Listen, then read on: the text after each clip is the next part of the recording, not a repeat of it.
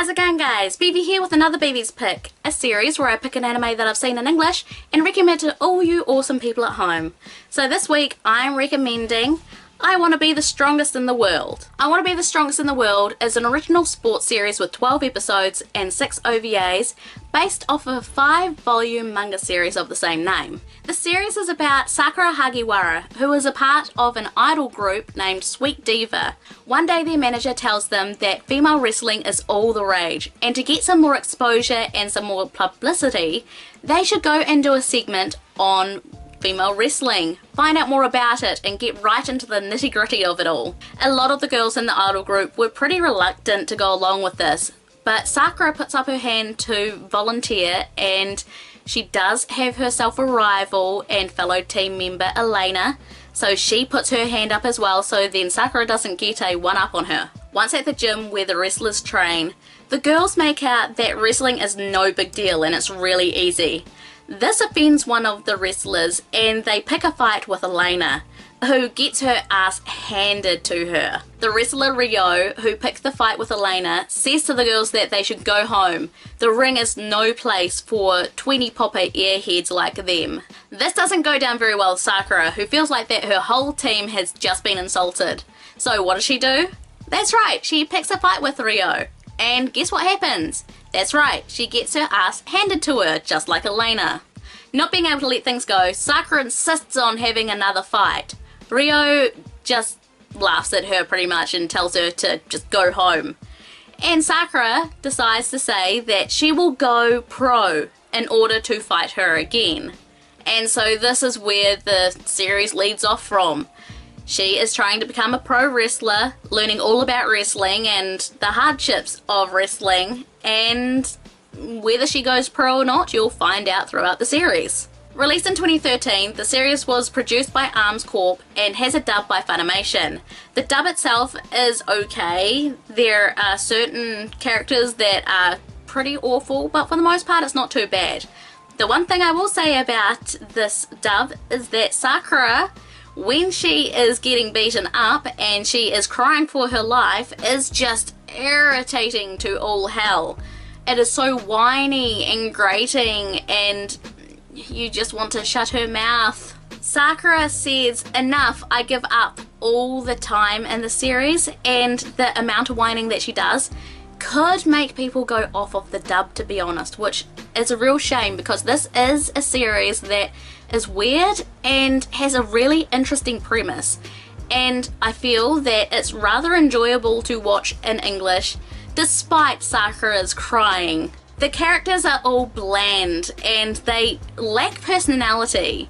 There are a few characters here and there that do have a little bit of personality, enough to kind of tell who's who, but not enough to really outshine any of the other characters. They're all just very flat, very generic, and kind of meh, to be honest.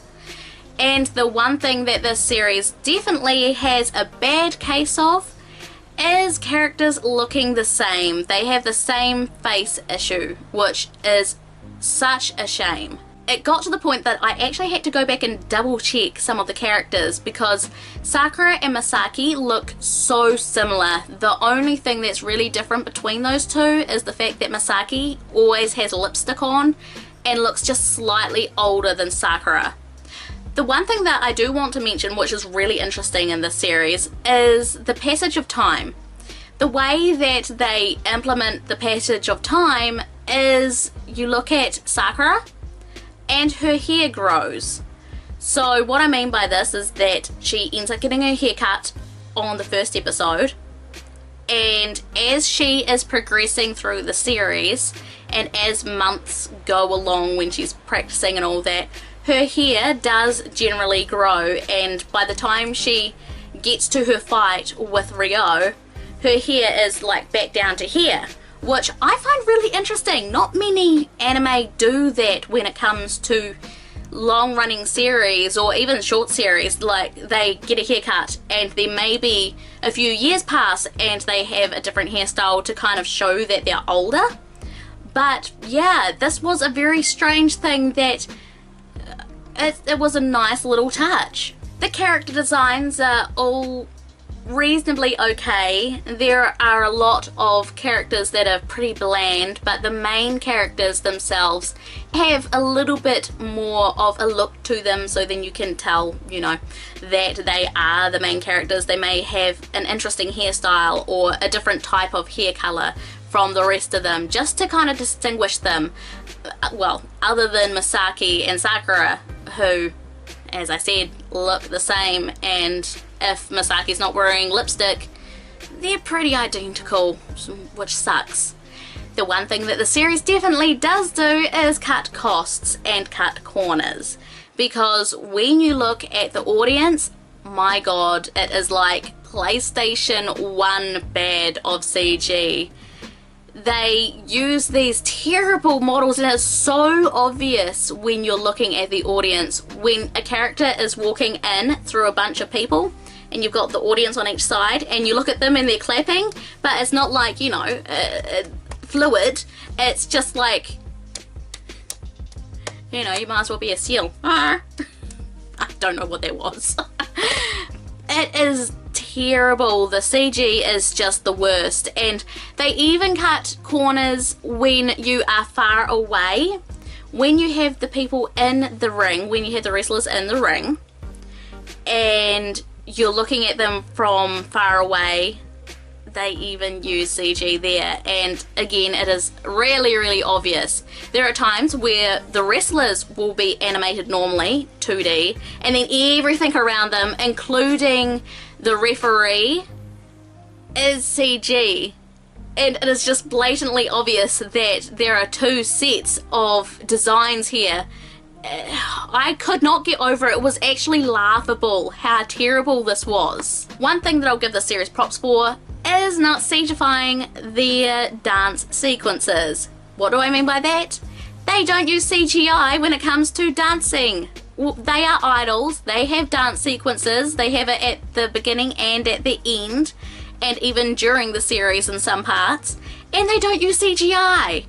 They will use CGI in the audience, as I said, or they'll use it to cut costs when it comes to the ring, but when it comes to the dancers, it's all 2D, which is amazing. I wish that more idol series, this is not an idol series, it's a sports series, but I wish that more idol series would adopt this, not using CGI to make it supposedly look better, or I suppose it's to just make it easier to do, you know, cutting costs. As I said, Love Live was notorious for this, but yeah, this was a big shock. I was pleasantly surprised to see that there were dance sequences without CGI, because that is a massive pet peeve of mine, and for it to come out of such an obscure series, I mean, kudos to them. Now, the episodes themselves are actually really interesting. I found them pretty interesting to watch, and I had a lot of fun with this. Now, to the flaws of the series. Unfortunately, the series does have one massive flaw, and that is the pacing. The pacing in the series is so bad. It just goes so fast. It goes like that.